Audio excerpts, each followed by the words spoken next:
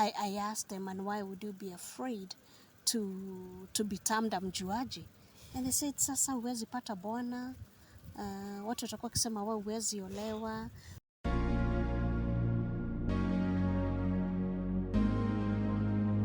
Hi guys, thank you so much for coming back to my safe space. And today on the show I have an amazing lady who is a veteran in the media industry and matters digital safe space, and her name is GITHAIGA. Thank you so much for joining us today, and maybe you can introduce yourself to my viewers on maybe your full names and what you do in the industry. Okay, my name is GITHAIGA.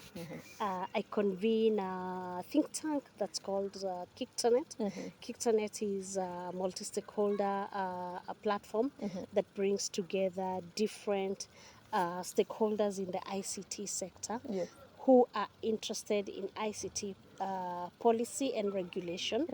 And usually what we do at GITHAIGA is to push for public interest in any ICT policy or in any ICT policies that are coming up, that are being proposed, or those that are already there but we think they lack that public interest.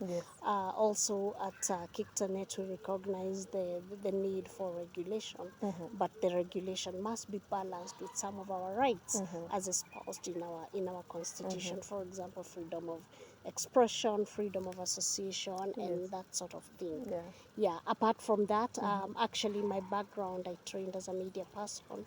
I worked as a media person, then I tweaked into internet governance, and so I still my work actually intersects at media and tech.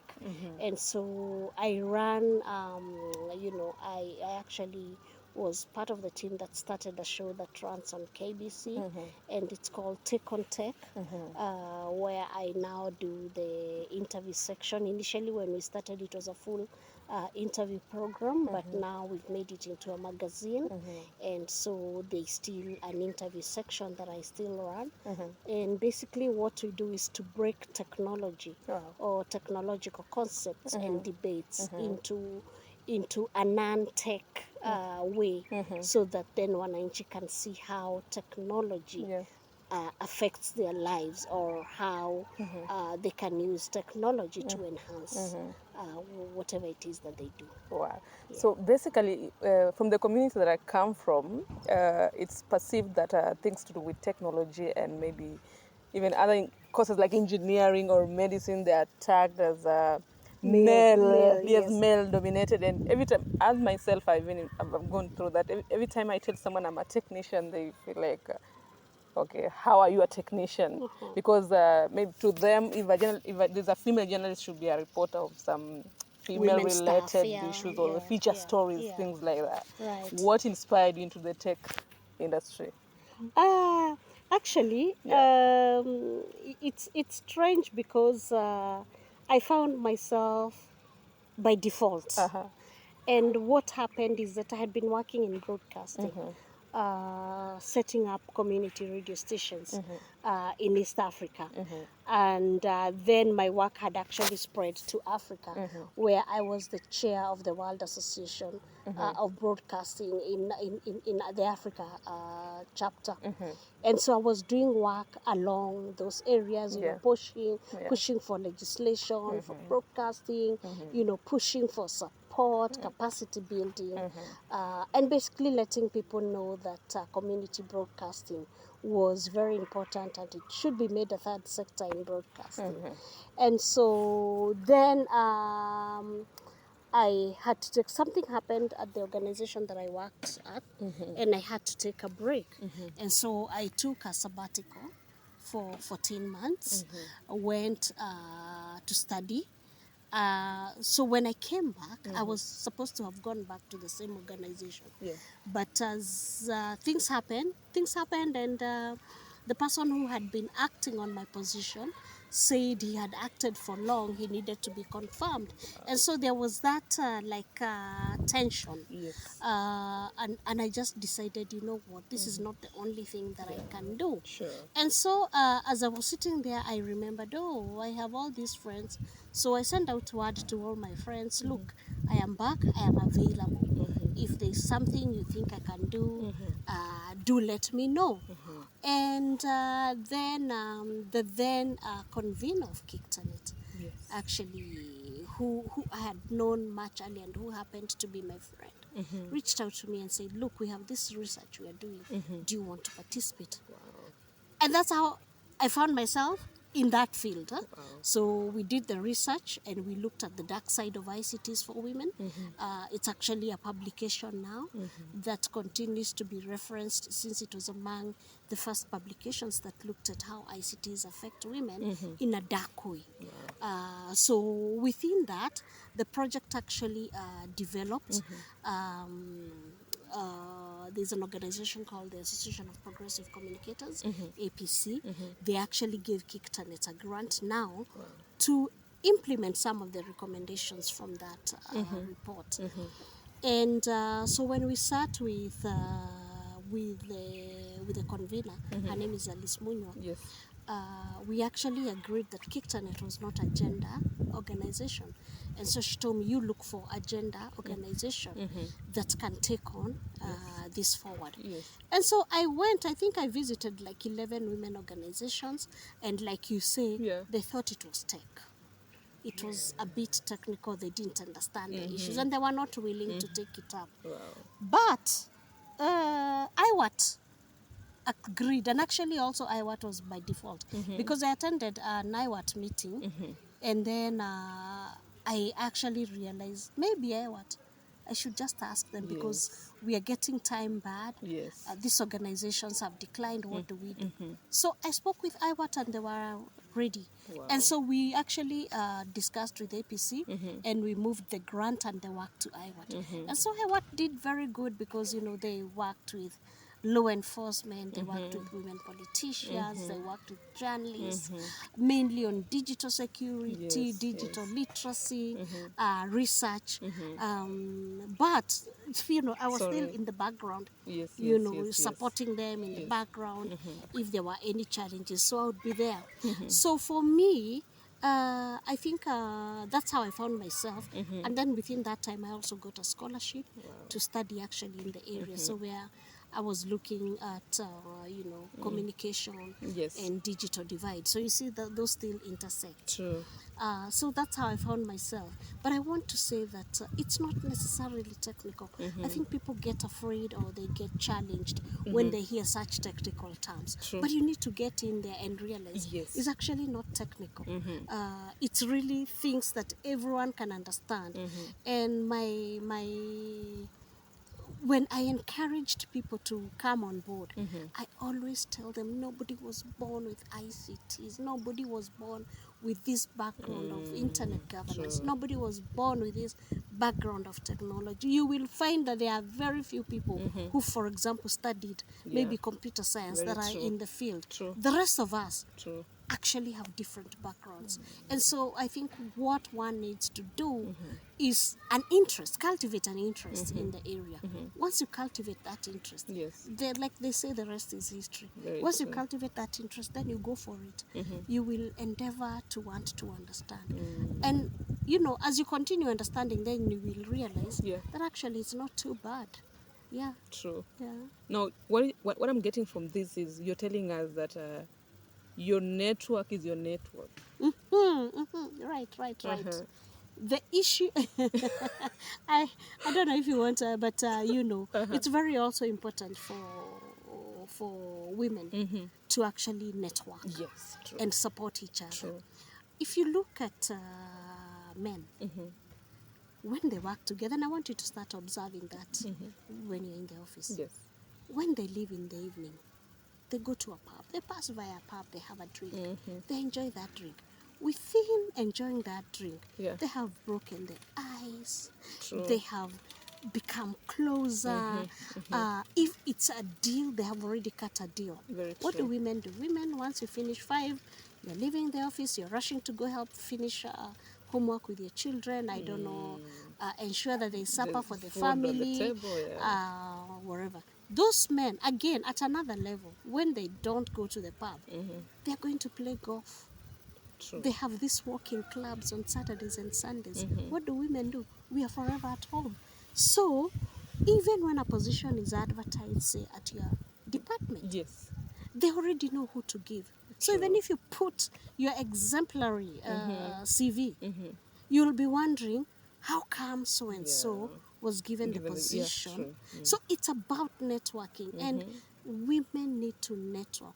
Even if you have to rush home on at 5, how else can we network in a professional way? Yeah. So if it is to work, if it is to work on that Saturday morning or Sunday morning, yes, are you able to work, but within that, discuss useful things? I know there are chamas, but what do people discuss in chamas?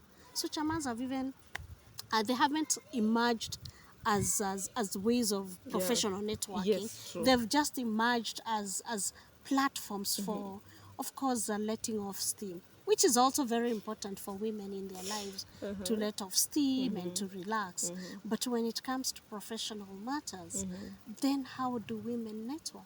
And we must continue discussing this. And I think that's why, I know both at Iwata and even at Kiktanet, we actually have those mentorship, because we want young women to also come up and be voices in these sectors, in sectors that are deemed as highly male. Yes, it is, when we looked at the internet sector, yes, it's still highly male. But we have many women now coming up. True. And that can only happen if we have more women, if we encourage the young women in the universities to also take STEM subjects and to not to be afraid, Yes. and to also participate in discussions when those discussions are there. Yes. So, Grace, as we conclude our conversation, maybe I'll still say I come from a community, because that is true. I come from a community where if you're loud on social media, they think you're selling yourself out there. You're kind of marketing yourself to prey. You understand? That is one of the things that make maybe most of our girls fear even being vocal on internet and all that. Maybe what can you tell them, and how can you inspire them to embrace the digital space? Because most of them even say they don't have jobs, and yet there are many opportunities online, Correct. and they don't see them. Yeah. Now, one of the things I wanted to say is that that's not just an issue for, say, Bungoma. Bungoma, sure. I was conducting some interviews for my studies and research in Madare, and many of the young women told me the same. They said sometimes they're afraid of being so much on social media because they are termed as wajuajis. Yes. And then there's also the cultural aspect that comes in, because I asked them, and why would you be afraid to be termed a mjuaji? And they said, sasa huwezi pata bwana, watu watakuwa wakisema wewe huwezi olewa, wewe sijui nini, Yes. So you see there are those cultural misguiding, misbeliefs that people think if you are so much on social media, then that is how it is interpreted. Yes. But I would just want to say, if women don't get onto these platforms, who will challenge?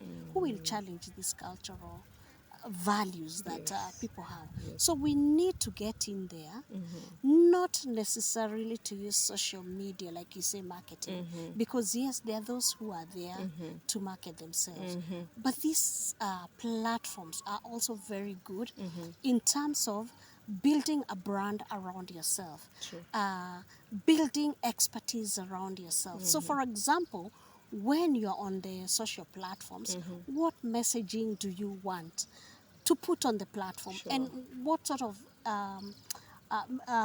exchange or message are you sending to the people? Are you telling them, look, I am an expert in say music, or I am an expert in cooking, or I am an expert in this area, I am an expert in writing CVs, come to me. So one of the things that women must do is define why they want to be on that platforms. And especially even young women. Yes, you can have an entertainment, but some of that entertainment, of course, borders on wild, and maybe that is why it is termed like that. But again, it's a personal decision, it's a personal choice. Someone must actually decide what it is, and we must accept that that's the person. Yeah. So one of the things I'll say is that there's a lot of stuff that can be done on the online platforms. There are already opportunities. And let me tell you, we must also stop at looking at jobs in this country as, reporting from 8 to 5. Yeah, true. That it has to be a white collar job. There are so many opportunities online. People are conducting research. People are doing marketing. They're doing marketing jobs online. And those opportunities are not just confined here. There are people doing work for guys in Saudi, in the Yes, US, very and they true. already now started to get paid in foreign currency. Yes. And so I would just want to urge, like, the young women to actually explore those opportunities. I have been very, I consider myself, I think, I don't know. I don't want to say lucky because I've also worked hard. But I have actually gotten opportunities online that nobody ever sent them to me. I just went online, saw those opportunities, read, and so that I qualified. And I applied and I ended up getting them. Yes. So I want to encourage people. Please don't be scared by being told that you're marketing. And anyway, what's wrong in marketing yourself? Is there anything wrong in marketing yourself? I don't see anything wrong. But I want to say, as you market yourself, please remember that there are so many opportunities. You can reap digital dividends, not just on opportunities, but even information. Yes. So, for example, if you tell me you're a technician, Yeah. how do you make yourself the best technician? That information, It's on if the you internet. cultivate a reading culture, that information is on the internet. And I'm telling you, that information, for example, if you're not able to resolve something in the studio, most probably you will go onto YouTube and you will realize that you're not the first one. You're not the first one to do that. True. And you will realize, there are usually tips. Do this, do this. If you Yeah. follow, then you start becoming, a better expert in your field. So what I just want to say is that there are all those opportunities. However, I also want to caution that even as we have those opportunities, let's also learn to stay digitally safe. How do you stay digitally safe? How do you protect your footprints on the online The internet, spaces? yeah. And those are some of the areas that actually, Iwata, Kictanet, we offer those courses all the time. And sometimes they are open. We just put them online and people apply, and we offer those. So, yeah. Wow.